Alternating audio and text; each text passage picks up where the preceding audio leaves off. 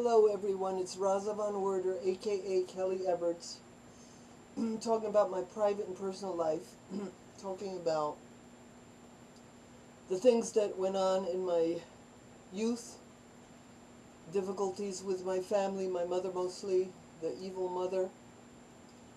I want to channel Mother God again about the tools. I think this is important for other people.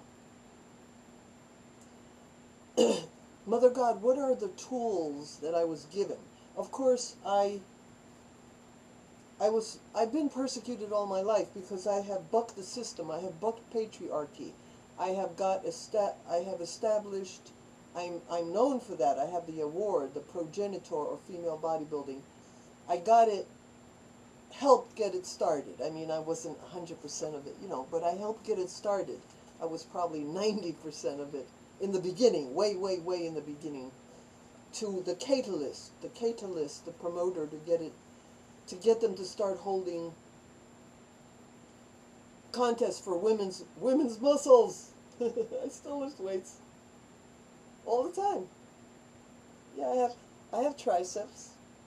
Yeah, I have it. I'm not real thin now. I gained weight. I gained about 10 pounds, so you can't see my muscles too well, as well. But anyway, I bucked the system. As for female bodybuilding, it wasn't horrible, but there was resistance. There was controversy.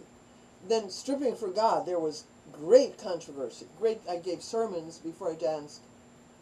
Great controversy, great criticism, great questions. And some people thought I was a fake and a phony, and some people denounced me, and other things. And when the worst fights were when I started fighting for matriarchy versus patriarchy.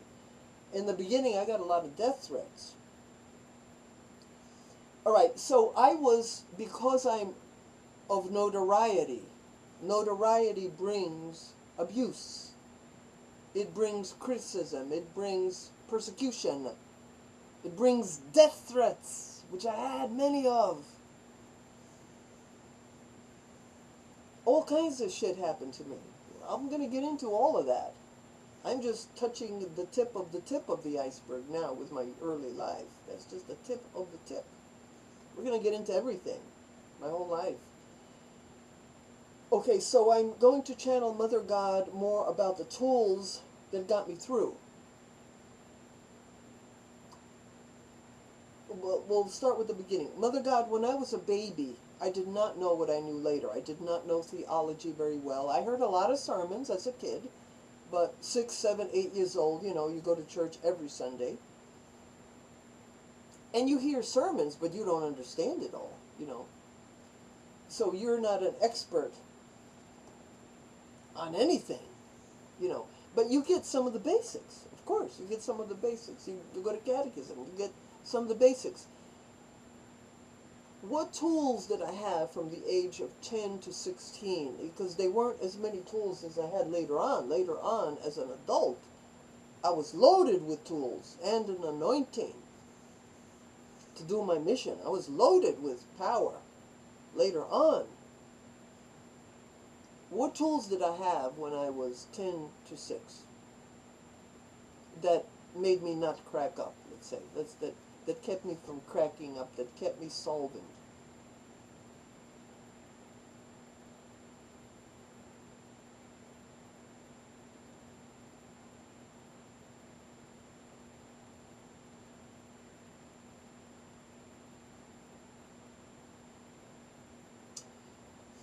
She says, because of my faith, I had faith in God and great love. Faith and love. Big heart. So my faith made me know the goodness of God, and I always had Jesus in front of my face, in my vision. And Mary, the Holy Mother, was always in front of my face, and Jesus on the cross, Jesus' sufferings, they were always powerful in my vision, in my mind. They were in my mind, in my heart. I knew they loved me. All right, go ahead.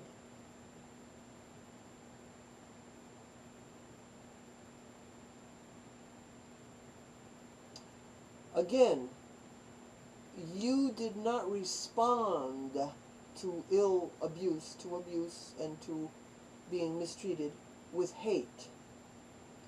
You were not revengeful.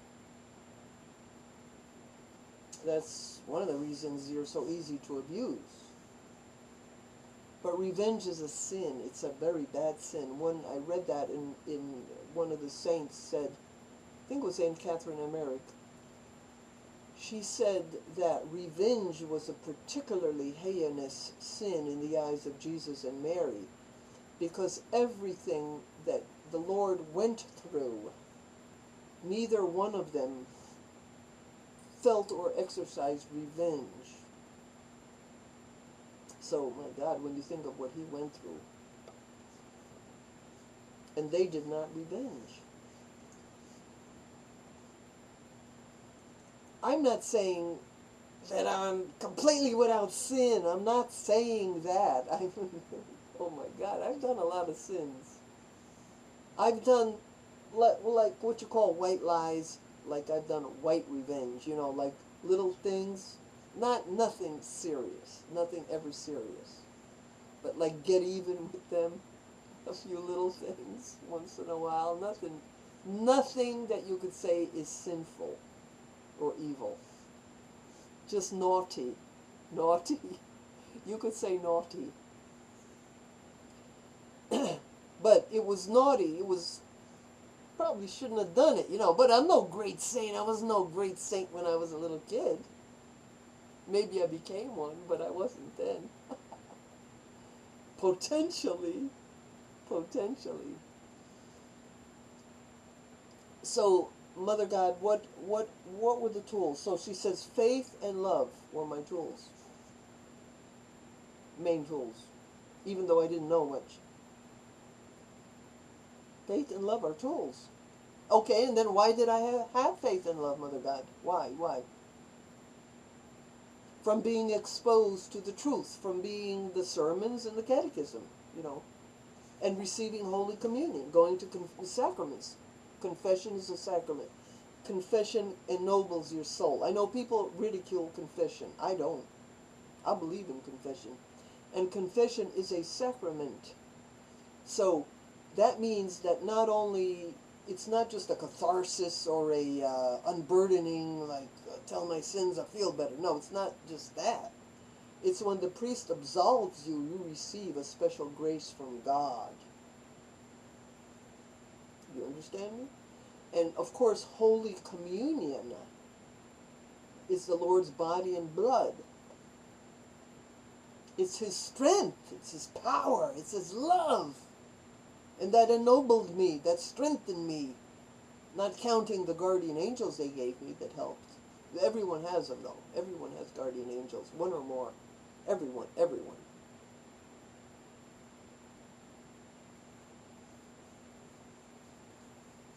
But some people crack up even in spite of that.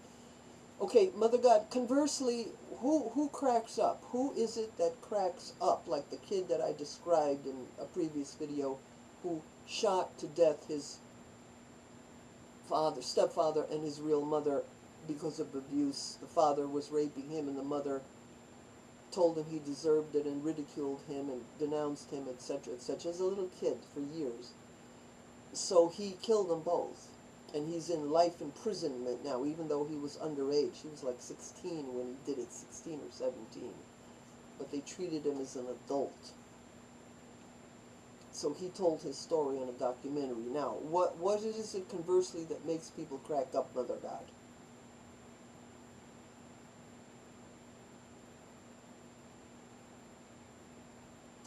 She says all the forces of the devil take them over. They don't know where to turn, who to hold on to, where to go, how to get help. They don't know how to get help, where to get help, who to get help from, where to go, what to do, and they go insane. They crack up. And they don't have either they don't have or they didn't internalize. If they were exposed to religion, they didn't internalize it, bring it inside of themselves, in their hearts and in their souls and in their skin. They didn't bring it in. So they don't have the tools. To be continued.